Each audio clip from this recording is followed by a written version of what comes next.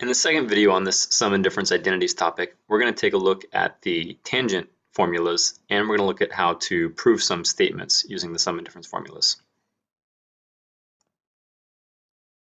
The cosine and sine formulas were covered in the last video, so in this video we'll be focusing here on the last set, the tangent values. The most important thing to notice with this one is that if you have picked two angles that will be adding together, on top you'll use the same symbol, so you'll still have a plus.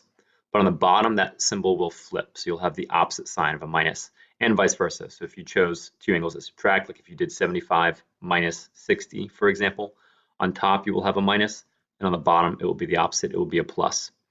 What makes this formula a little bit trickier than the other ones is that you often end up with fractions inside of fractions because some of the tangent values are numbers like square root of 3 over 3. So it's not uncommon to see a fraction here and here and here and here. So it's not that the computation of the tangent value takes more work, it's just that simplifying and cleaning those things up takes more work.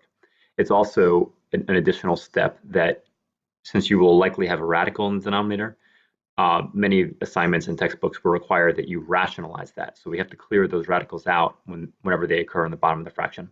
So the pre-calc step of plugging in is about the same. It's all of the algebra and simplifying that will make this a longer and more difficult problem. So here's our example. We need to start off by rewriting tangent of 15 as tangent of one angle minus another angle. Now the two angles we want to pick, we want to make sure that we pick numbers that can be found on the unit circle.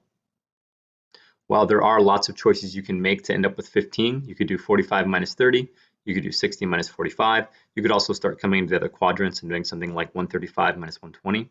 The answers will come out the same no matter what you pick, but I'm going to focus on some of these first values we saw in the quadrant 1. So I'm going to do 45 degrees minus 30 degrees to equal 15. So now that we've made a choice of two angles that will add or subtract to the indicated number, now we need to look back at the formulas and make sure we're paying attention to which is the first angle that we chose and which one is the second angle, and then plug those numbers into the appropriate spots. It's also important to pay attention to the fact that I picked two angles that subtract, so having the minus sign here will affect our next step. So if we compare the numbers we chose to the formula given on the previous slide, we can see that the first angle will be 45. That number is going to be plugged in this location and this location. And the second angle I chose was 30. So that's going to go in this location and this location. And then the fact that I had a minus sign, since I picked the bottom sign, make sure you're using the bottom for everything on the other side of the formula. So I'm going to have a minus on top, and then I'm going to have a plus in the denominator here. So here's what we should have gotten after following the locations for the angles on the identities. And we only have one more step of actually pre-calc to compute here. Evaluating numbers like tangent of 45 degrees, these are all things that can be found in the unit circle. Hopefully, as you're practicing this skill, you'll eventually not even need to look at it for reference. But basically, I just need to look at the 45-degree angles and the 30-degree angles and figure out what the tangent values are. We end up using the same trig function, tangent of 45, twice, and we end up using tangent of 30 twice. So we're only evaluating two different trig statements here. And please be careful about not accidentally changing any of the operations you have. There should be a number minus a number on top. And then down here, sometimes people accidentally change this to two things being added or subtracted. But this is telling us to multiply the two values we get from tangent of 45 and tangent of 30. From looking back at the unit circle, here's my 45-degree angle. I've written the x-coordinate and the y-coordinate, so that would be the cosine and the sine. And then the value just outside the ordered pair, this is the tangent value. So this comes from doing y divided by x. So the tangent of 45 value should be 1. I'm going to replace all of those with 1s. And for 30 degrees, I have the same thing. I have the cosine, the sine, and the tangent. So all of the tangent of 30 degrees, I'm going to replace with square root of 3 over 3. So after plugging in the values for tangent of 45 and tangent of 30, this is what we end up with. You'll notice I like to use parentheses to make sure I don't accidentally change any of the signs, because like I said, I do see a lot of people accidentally turn this into an addition or a subtraction problem. But we should be multiplying those two values that we got for tangent of 45 and tangent of 30. Then I just kind of simplified the fraction. I got rid of the parentheses and took care of things like 1 times square root of 3 over 3 is still square root of 3 over 3 in this case. However, this is an ugly looking expression. We don't like having fractions inside of fractions. And you'll notice that both the fraction on top and in the bottom here, they both have a fraction with denominator 3 inside of them. So one good thing to keep in mind is that you can always get rid of those denominators of 3 by multiplying a 3. However, you don't want to do that just on top. That would change the value of our fraction. So if I multiply it by 3 on top, that would cancel the denominator out. That means I will also need to multiply it on the bottom. So I'll show the work we end up with here on the next step. Because I was running out of space, I'm going to put this up here back at the top again. Now, do be careful about distributing 3 through everything in the numerator. So I'm going to do 3 times 1. And then 3 times negative square root of 3 over 3. Like I said, the reason I'm doing this is because that'll cancel those 3's out. So I'll just be left with the minus square root of 3 part. And then I need to do the same thing in the denominator of this fraction. So down here, I need to do 3 times 1. And when I multiply this fraction by 3, the 3's cancel. So I'm left with just the plus square root of 3 part. So this is looking better. Now we don't have fractions inside of fractions, but we do still have the problem of having a square root in the bottom of the fraction.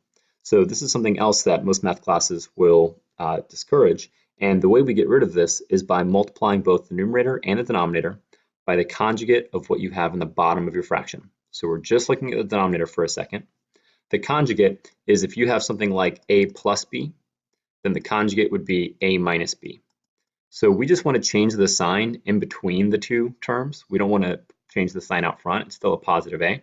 So what I'm going to do is I'm going to multiply by 3 minus square root of 3.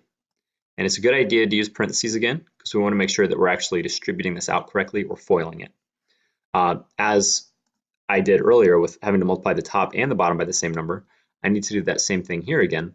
Otherwise, I would be changing the value of my fraction. We're not trying to change its value, we're just trying to change what it looks like. So here we want to multiply by 3 minus square root of 3 on top and bottom, the idea being that that will cancel my radicals out.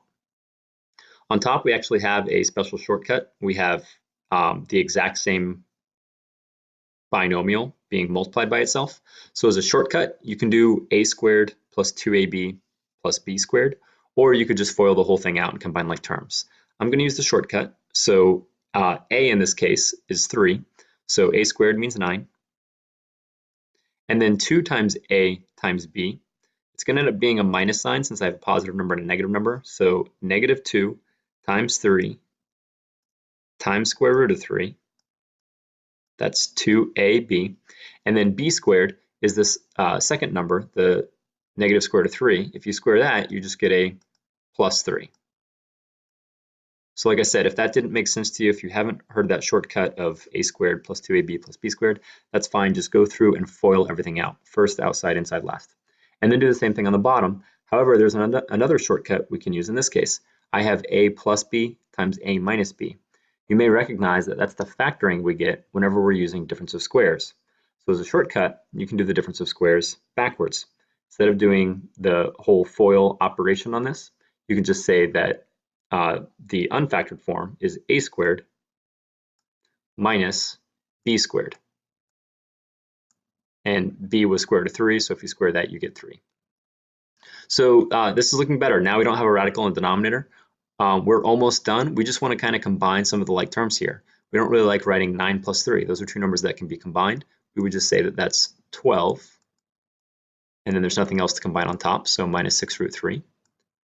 On the bottom, 9 minus 3 is equal to 6. So now it's looking even better. The last step is recognizing that everything here is divisible by 6. Please do not just cancel it from this part. It's not just 6 root 3 over 6. It's 12 minus 6 root 3 over 6. So either factor the 6 out first and then cancel it, or make sure you carefully divide everything by the 6. And then that's our final answer.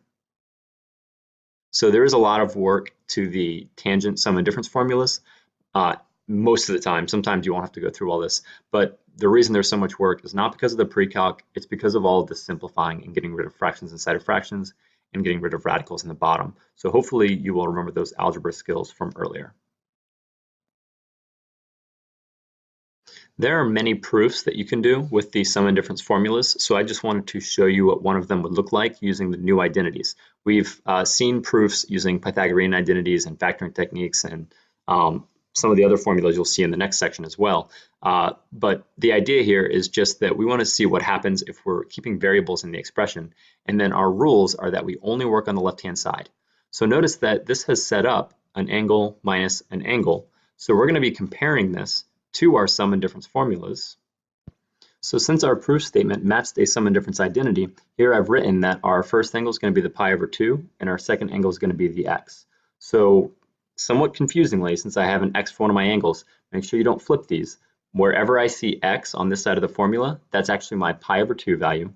And wherever I see y on this side of the formula, that's actually going to be my x. So here I've written out that expansion from the identity, and our next step is to evaluate whichever trig functions we can.